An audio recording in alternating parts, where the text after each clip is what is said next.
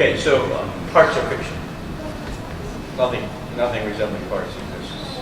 The closest I know of to the spontaneous creation of parts is multiple personalities. So multiple personalities. Somebody has a very traumatic experience, and it's so traumatic they go, that couldn't happen to me. So they split. Now you have two separate whips. So that's sort of a spontaneous generation of parts. It's usually involved with trauma, some severe experience which is unacceptable as part of the person's own personal history. So they split their personal history at that point.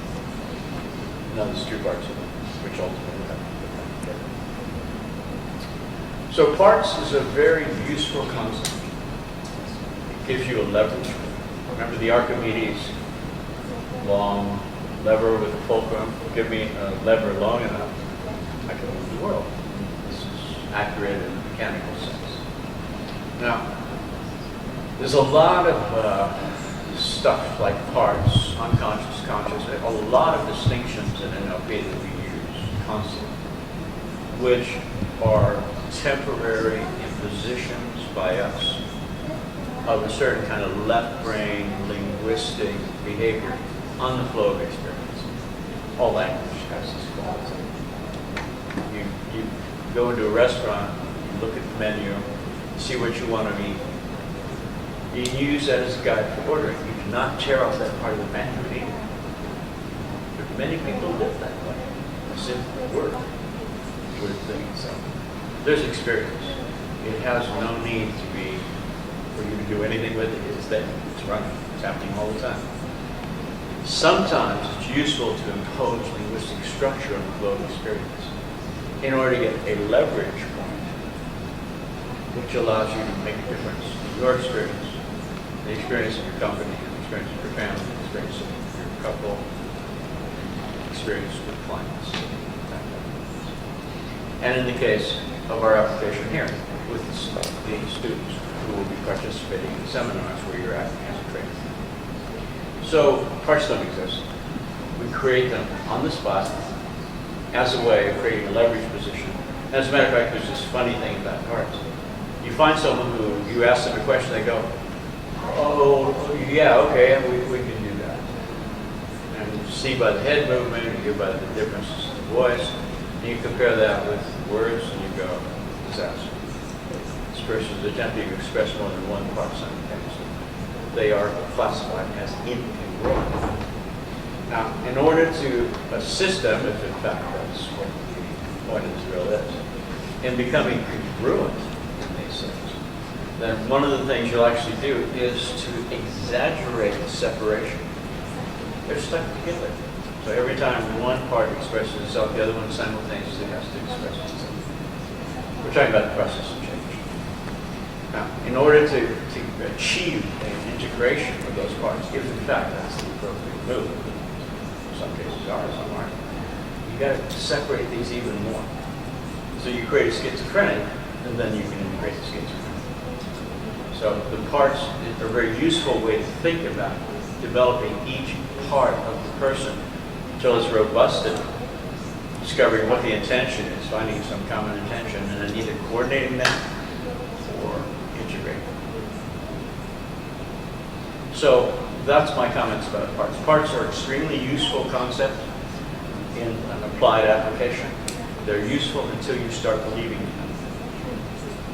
As soon as you start believing in them, you're lost. You're going to fragment yourself into strange configurations. Modern technological society is far too fragmented for you to approach it with a single state or a single personality or a single part. These are all imposed concepts. What do you do for them? I'm IT consultant. IT consultant. Okay. So when you're operating as an IT consultant doing the problem solving, which is ubiquitous in IT, you're going to behave differently. If we could see the circuitry in your body completely, lit up depending on what parts of your neurology are activated for this task of IT. And we would look at you, what sports you play? Okay, so let's take swimming.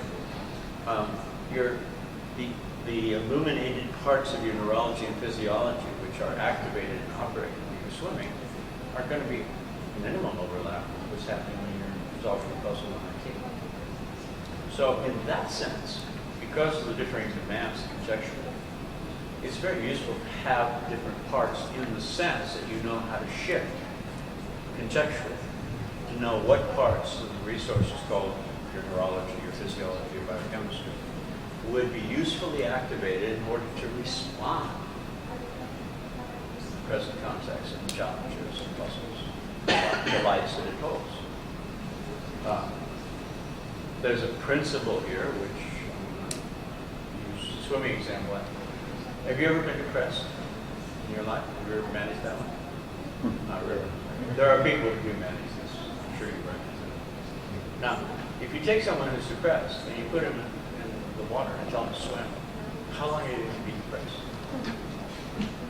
They're either going to drown, stay depressed and drown, or they're going to break up their own physiology by beginning to swim. This is why we're listening to the example. The set of physiological, neurological, biochemical responses required in you to swim will make you unable to be depressed. So depression is the easiest thing in the world to cure. Now, to sustain a person outside of the depressed state is another challenge. But breaking it up, taking them out of depression is as easy as whatever. Grab them, shake them. They can't be depressed. And swim.